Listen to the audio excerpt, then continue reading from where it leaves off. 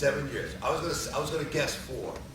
But basically, bottom line, even when someone goes from high school to college, that body's not the same. At least physically, they've changed so much during that period that you have to change your training program, you have to change it. When you get postgraduate, all 3 things I've done is I've never carried over. Some people won't think that works over here. The recipe for success is totally different, not totally, but it changes quite rough. And as you change through life, your recovery time is never nearly the same. There's nothing comparable. My recovery at 55 is to what it was at 40. There's no correlation. And 30, and on it goes. And there's certain times in our life, and I think what I find is certain men and women don't want to acknowledge that. They want to keep there. I think it's more fun figuring out 55, and it makes it more of a puzzle. I think the word, Josh, was a puzzle, and I like that word. It's always figuring out who you are today. Okay? You're not, whatever that person was in our memory, he ain't there, she ain't there no more. Okay?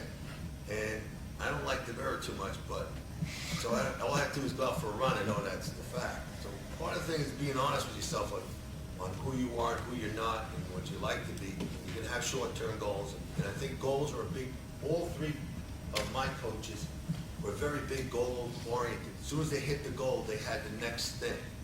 And I think in life sometimes, has everyone heard of Bill Bowerman? He's the one, everyone here heard? Well, he's basically pretty interesting stuff, read the book, but basically, I didn't read the whole book on it, just read a book about it, but he got married, didn't have time to open that bottle of champagne with his bride.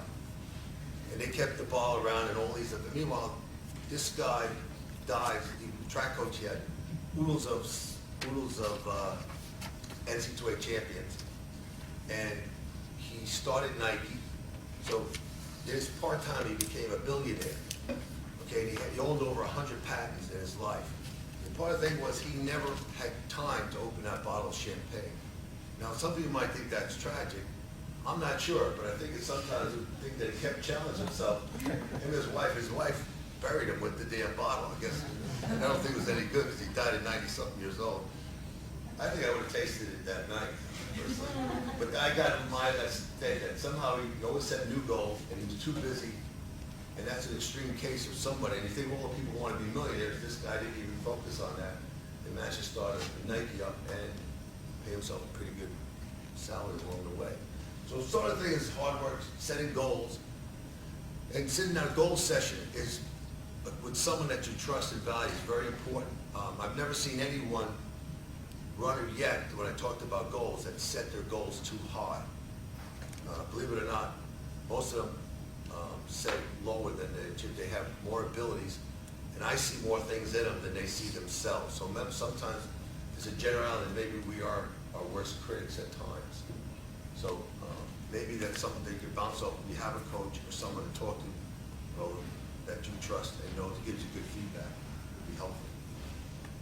All right, well, that's pretty much I went through high school, college, and went on to postgraduate.